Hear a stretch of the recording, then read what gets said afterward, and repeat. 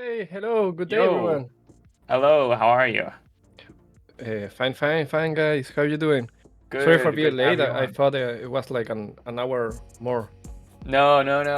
It's totally fine. It's probably a daylight savings thing because a lot of people think it's an hour later. But next week it will be an hour later for everyone because we have daylight saving here. Well, at least in Europe. I don't know if anywhere else in the world has daylight savings Yeah, next we, week. we have the same issue with Ah, data saving, and yep, everyone changes schedule, and everyone is sleepy for like 3 months when they change yep, the exactly. day. Um, yeah, so I'm ready to jump into the creative corner with you. Can I just double check how to pronounce your name so we're not pronouncing it wrong? I was going with Aulox, but what is the actual pronunciation?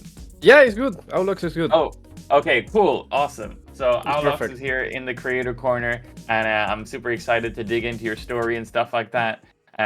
So maybe if you want to start off with just your introduction to Web3 and how you found Ronin, and then we'll dig more into your story that you have here for us. How I found running? Well, that's a good one.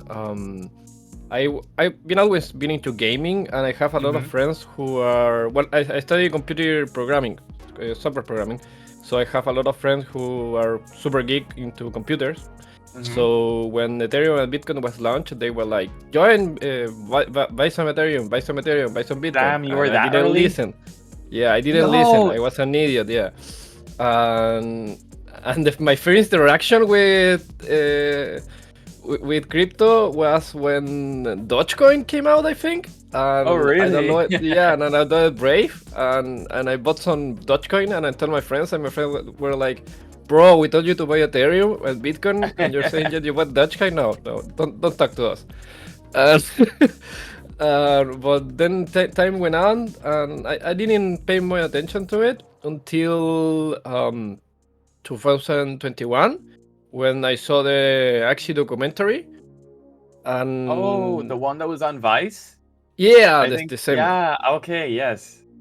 And in like November, I was thinking to join in. I haven't decided, and until February or March, I think I took the big jump. I asked for a friend that if he could borrow me some Ethereum, because I knew these guys bought early, my friends, so they have some to spare. Yep. And one said to me, "Yeah, uh, give it back when you can. Here, you have one Ethereum to spend on Axie." And that's how my journey started. I created Awesome. like a farm with plants and started playing the game.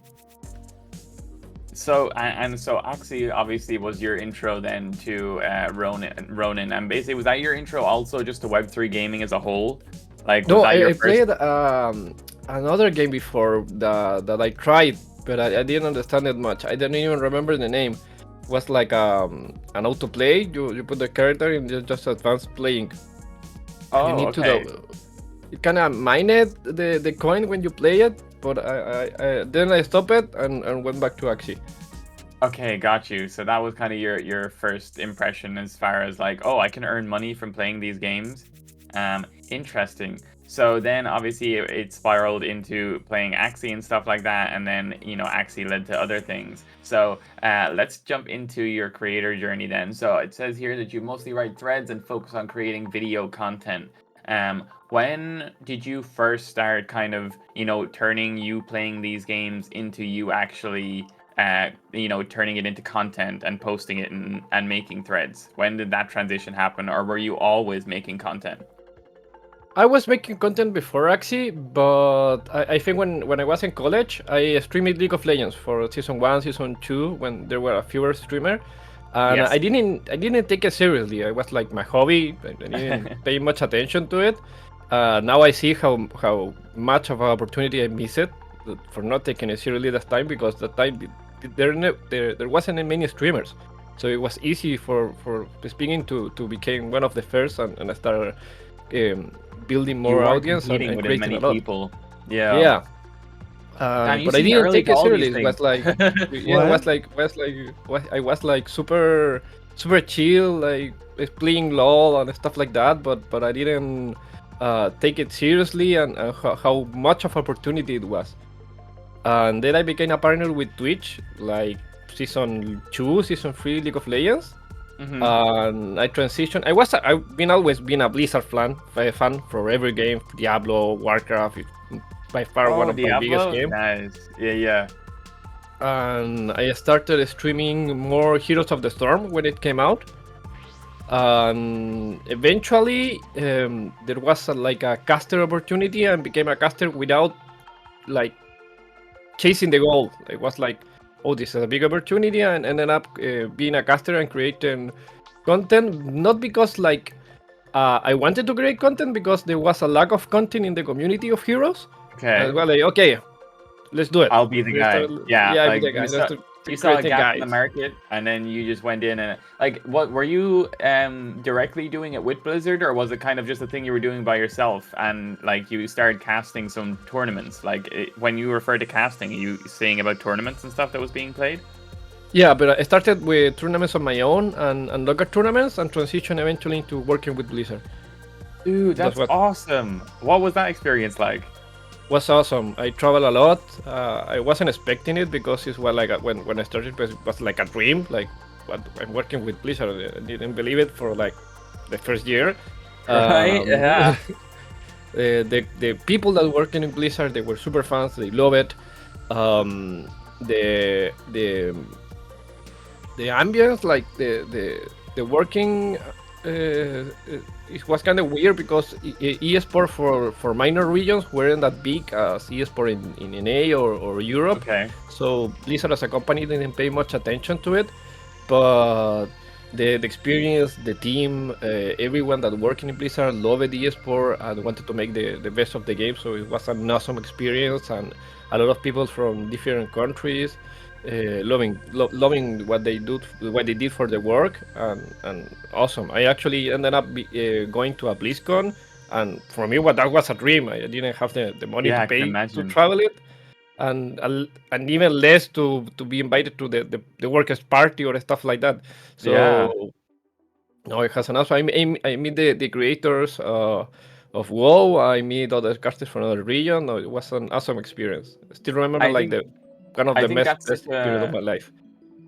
I could imagine that's such a cool way, and like obviously because it's in writing here, it really puts it in perspective that like you making the decision to stream when you did had such a snowball effect of you eventually working with Blizzard just because you were like streaming that game and you felt passionate about that game. If you never had started streaming, you probably never would have had that section in your life where you were like actually working with Blizzard. So it's really cool to see how like one decision that you made and that you stuck to eventually turned into something way, way bigger.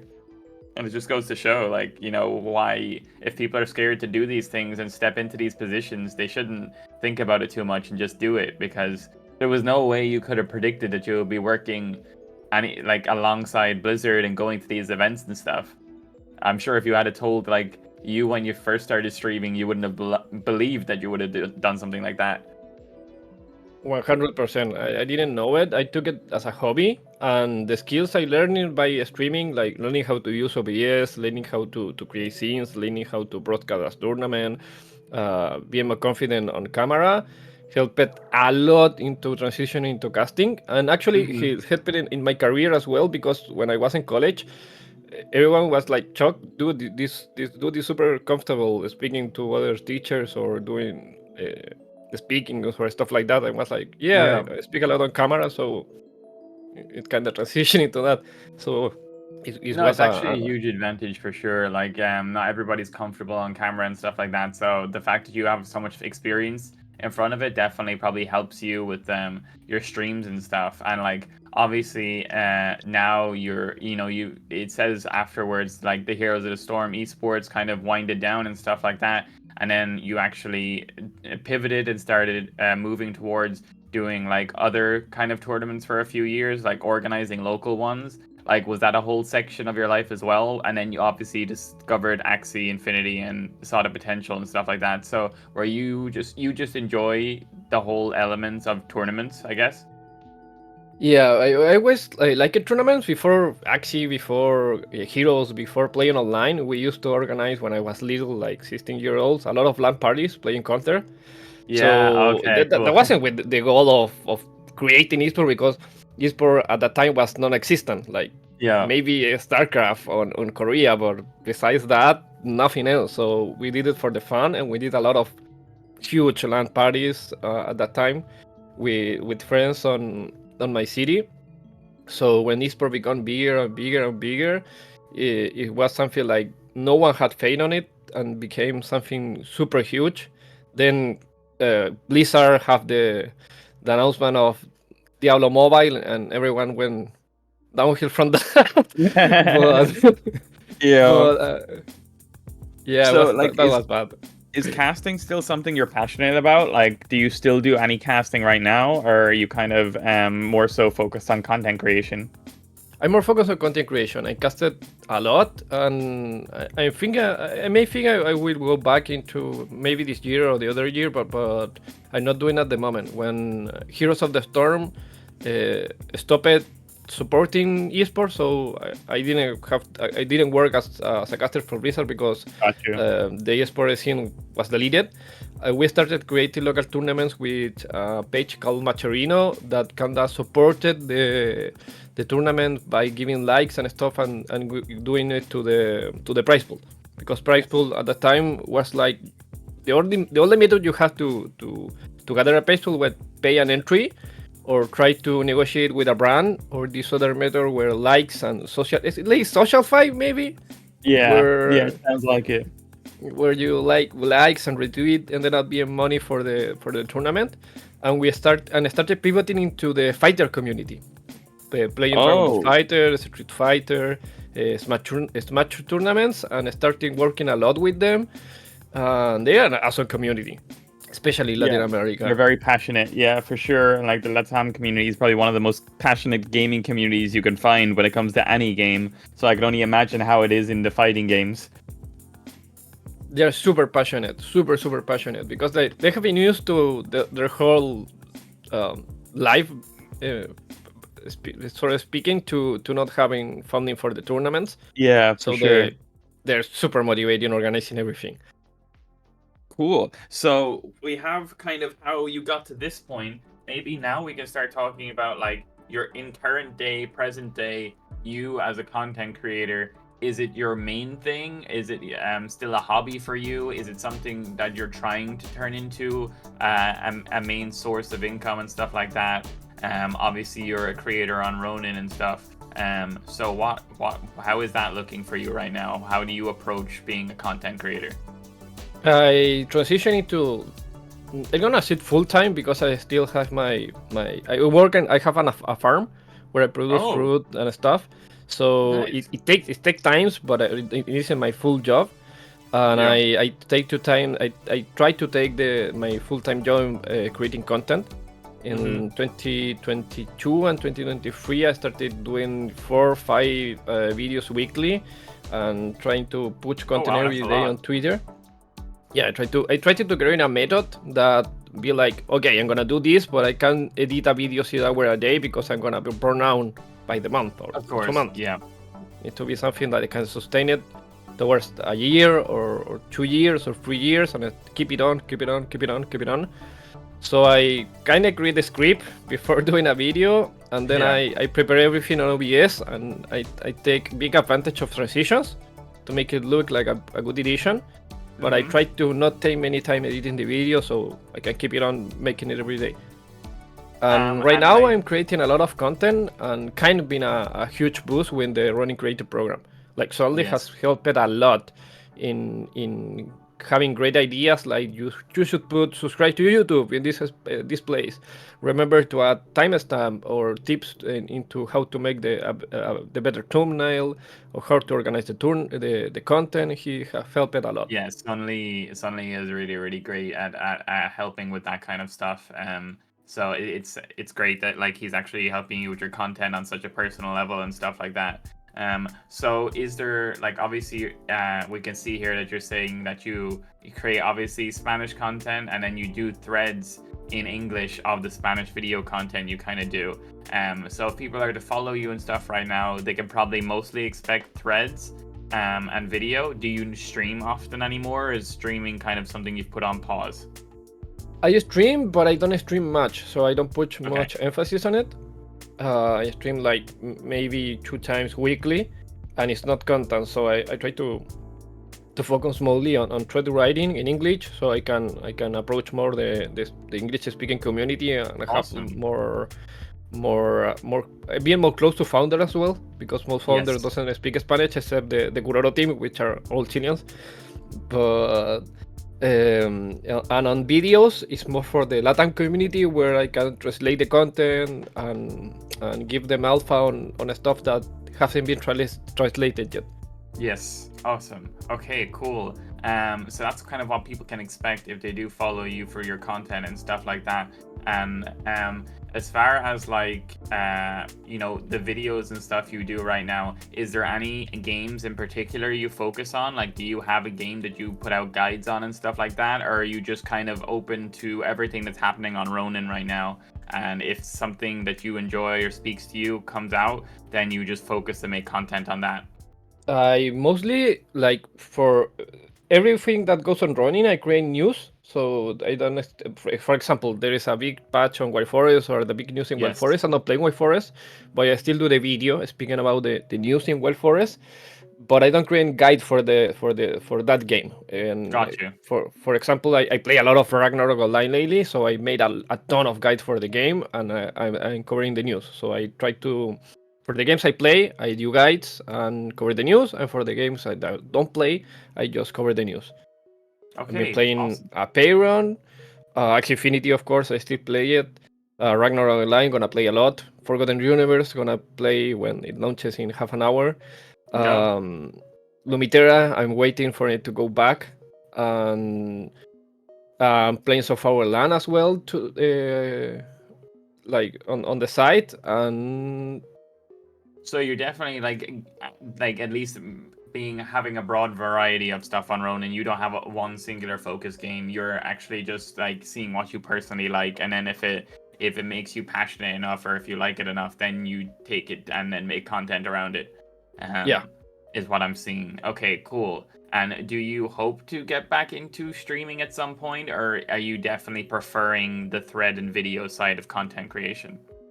I'm gonna keep doing videos on Thread, but if I make it, if I get a bigger income from crypto gaming, I can Yeah. like pause more of the farming work Yes. and leave someone on that job. So I'm probably gonna stream a lot more when that happens. And Cool, man. actually, now it's summer in my country, Yeah. so the farm demands a lot more work. When it starts the rainy season, we can't do much, Mm-hmm. so I started streaming more. Yeah, no, that's yeah, that makes sense. I actually have a farm here as well. Not a fruit farm though; it's sheep. So I understand how much work goes into managing a farm and the early mornings, and there's never really any downtime. You constantly have to keep maintaining stuff and stuff. So yeah, it would be very hard to put streaming into that routine and that kind of workload. So I totally get it. But yeah, no, that's cool, man. So people can expect a kind of variety of different content from you in regards to many different games. I'm sure you'll make some Runiverse content in the coming days with it being such a big release and stuff like that.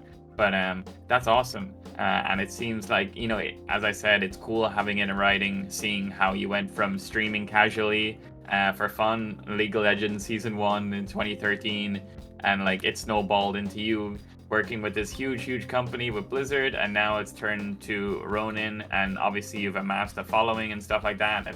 Obviously, if any of you guys are watching right now, so if you are checking it, you can actually see if you click Aulox's name, you can see that he has like 7,000 followers right now, and we'll actually be putting up a quest for you, Aulox, on Sunday on Moku HQ. So we'll post your creator corner thing on Sunday just to show people your story again, and we'll stick a quest up for you for some follow quest as well. So just to support you for coming on the show and sharing your story with us.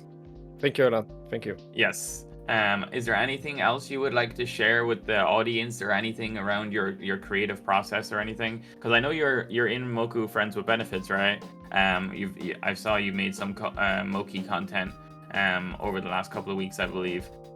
So is there anything that in regards to your creative process or advice for people who maybe want to start making content Just do that it. you can Like give? just the, Just the, do the it. best tip. Yeah, just do it. Because when Yeah. when I started on Web3 especially, crypto was super hated by normal gamers Yes.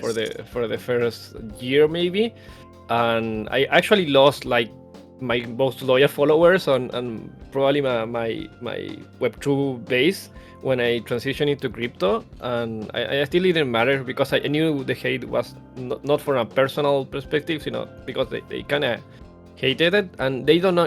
Now they don't hate it. Like we have the games, we have huge ecosystem, we have a lot of players, so people don't hate it, and as when I started, and like everyone started actually. So just do it. Just start creating content.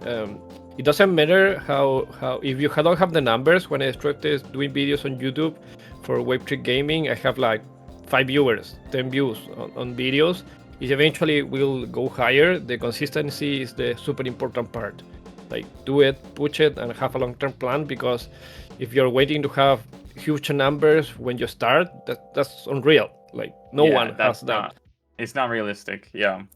So don't expect huge number. Just push it, do it constantly, and stuff will happen. Like I started doing constant streaming as a hobby in League of Legends. Then I transitioned into doing tournaments for Heroes of the Storm, for just supporting the local community, and that consistency, it ended up being me working for Blizzard, and that wasn't even the goal. So if you start creating content in Web3 gaming, who knows what's gonna happen.